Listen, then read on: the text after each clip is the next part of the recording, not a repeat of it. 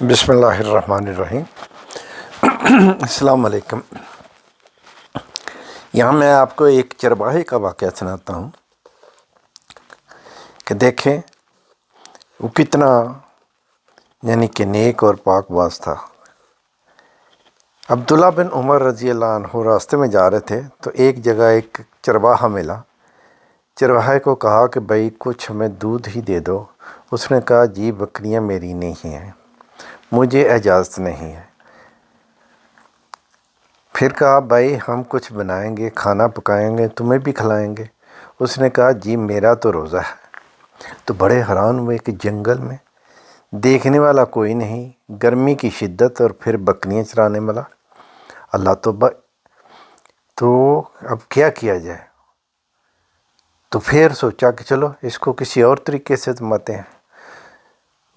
تو اس چرواہے کو بولا کہ دیکھو چلو ایسا کرو، ایک بکری ہمیں بھیج دو، ہم وہ پکائیں گے، تم بھی افطاری کر لینا، ہم بھی کھائیں گے۔ اس نے کہا جی میں مالک تو نہیں ہوں۔ فرمایا بھائی تم مالک کو کہہ دینا کہ ایک بکری کو بھیڑیا لے گیا۔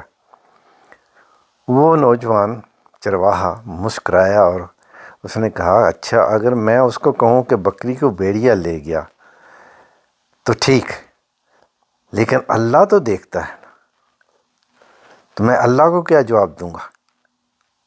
اللہ بھی تو ہے۔ اگر میں یہ اتنا بڑا جھوٹ بولوں گا کہ بکری کو بھیڑیا لے گیا تو مالک کے سامنے تو میں جھوٹ بول لوں گا، لیکن اس اللہ کے سامنے کیا ہوگا؟ کہ اللہ کے سامنے تو یہ جھوٹ نہیں چلے گا نا، اللہ تو دیکھتا ہے۔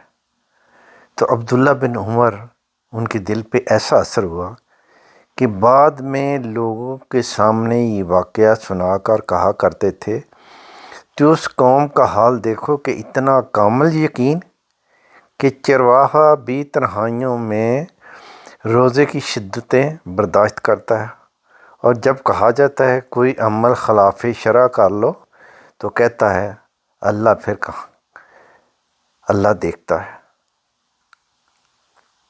اگر اس کو کہا کہ چلو اپنے مالک سے جھوٹ بول لینا تو اس نے بولا نا، میرا اللہ تو دیکھتا ہے، مالک سے تو جھوٹ بول لیا لیکن اللہ کے سامنے تو جھوٹ نہیں چلے گا نا۔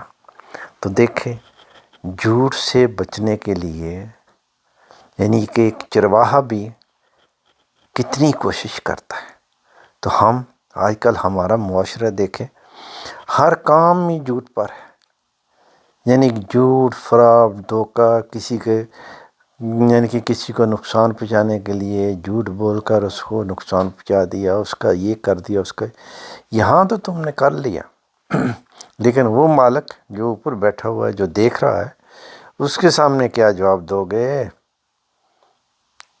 یہ تو یہاں تو کسی کو نقصان پہنچ گیا، چلے ٹھیک ہے، آپ نے جھوٹ بولا، اس کو نقصان پہنچا، وہ اس نے برداشت کر لیا، ہو سکتا ہے اللہ اس کو محفوظ رکھے، نہ ہی اس کو کوئی نقصان پہنچے، لیکن تم نے تو جھوٹ بول دیا نا۔ تو تیرے جھوٹ کا تو یہ ہے کہ تمہیں تو اس کی سزا ملے گی۔ ہو سکتا ہے اللہ تمہیں اس دنیا میں بھی جھوٹ کی سزا دے، اور آگے کہ محشر کے دن تو سزا ملے گی، اس دن تو دودھ کا دودھ، پانی کا پانی ہو جائے گا۔